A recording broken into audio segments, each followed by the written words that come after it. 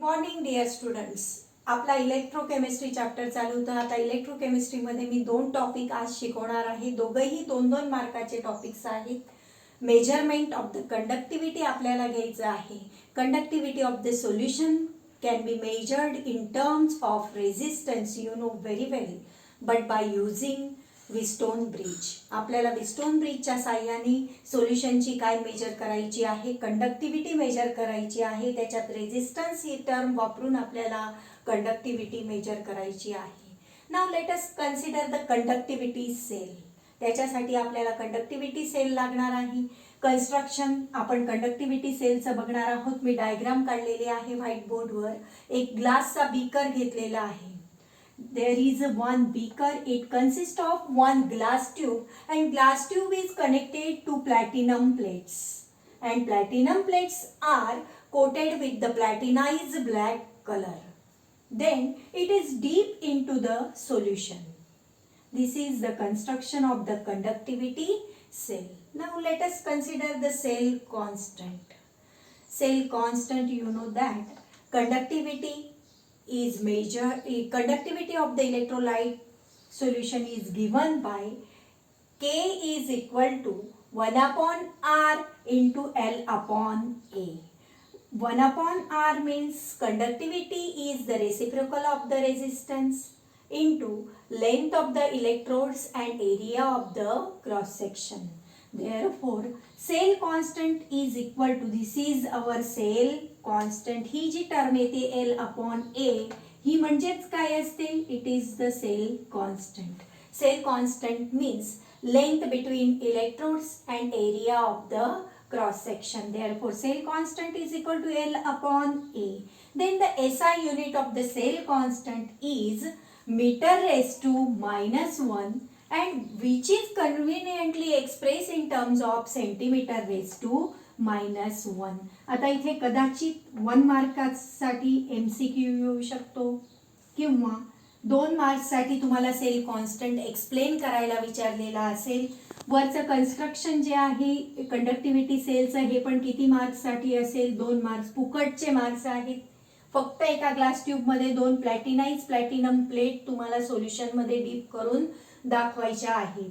Conductivity sale पण सोपा आहे, सेल कॉन्स्टंट सोपा आहे. याची युनिट्स, SI युनिट्स व्यवस्थित लक्षात ठेवायचे. याच्यावरती 1 मार्काचा MCQ असतो. म्हणून इथे K बरोबर काय काढला तुम्ही की ही टर्म जर सेल कॉन्स्टंट झाली तर cell constant divided by R, and you know that R is the resistance and K is the conductivity. आता डिटर्मिनेशन आपण सोल्युशनचं 3 स्टेपमध्ये. We will see the determination of cell conductivity by using 3 steps. First step is the determination of the cell constant but by using measurement of the resistance. So see the diagram. Here cell constant is there and it is connected to Wheatstone bridge. आताच आपण sale कॉन्स्टंटचं construction बघितलं. Same sale constant मी ठेवलेला आहे, फक्त त्याला काय connect केलेलं आहे? Wheatstone bridge. आता Wheatstone ब्रिज मध्ये बघा इथे RX लिहिलेलं आहे. RX चा मीनिंग होतो की नोन रेझिस्टन्स. इथे मध्ये बघा D दिलेला आहे. D म्हणजे तुमचा डिटेक्टर आहे, करंट डिटेक्टर. फिजिक्समध्ये तुम्हाला 12th ला 9th चॅप्टरमध्ये सेम कन्स्ट्रक्शन आणि वर्किंग दिलेलं आहे. तर आधी याच्यासाठी तुम्ही फिजिक्स 9th चॅप्टर रेफर करायचं आहे. D means current detector. Here A and B is there and C point is there. Then F is there. F means the sliding contact. तुम्ही Wheatstone ब्रिज फिजिक्समध्ये शिकतातच आहात, बघितलेलाच आहे, म्हणून मी सांगायची जास्त आवश्यकता नाही. AC तुम्हाला माहिती आहे, इट इज अल्टरनेटिंग करंट. पुन्हा एकदा सांगते, RX means known resistance. F is the sliding contact. A, B and C are the points on the Wheatstone bridge. That is the length AB, BC, AB. Then AC is the alternating current and it is connected to the cell constant. Cell constant चं construction working आपलं already झालेलं आहे. मग हा sliding contact जर आपण move केला AB पॉइंटवर, if the sliding contact F is moved on move along AB until no current flows, then the detector D shows no deflection. That is, null point is obtained at C. या C ला कुठला point येतोय? Null point येतो आहे. मग आपण according to Wheatstone bridge जर बघितला तर आर सोल्युशन म्हणजे resistance of the solution it is divided by the length AC length it is equal to RX म्हणजे known resistance of the solution and it is divided by BC. Therefore, resistance of the solution is equal to length AC divided by length BC and it is multiplied by RX, where RX is the unknown. RX shows the unknown resistance.